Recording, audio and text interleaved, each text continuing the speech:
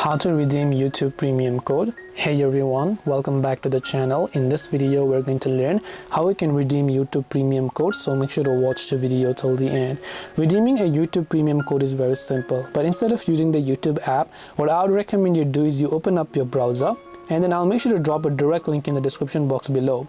So you can tap on the new tab over here, then you can just go to youtube.com, then type in / and then type in redeem. So remember that I will make sure to drop a direct link in the description.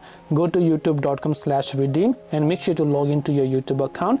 As and when you do that, you'll see this option that says redeem your code. So you can tap on the enter code option, then tap on the next option to go ahead and then redeem your YouTube code. This way you can go ahead and then basically redeem your YouTube premium code. Hope this video was very helpful. If you have got any more questions, then feel free to also leave them down in the comment section below. Thank you for watching till the very end, and see you soon in the next video.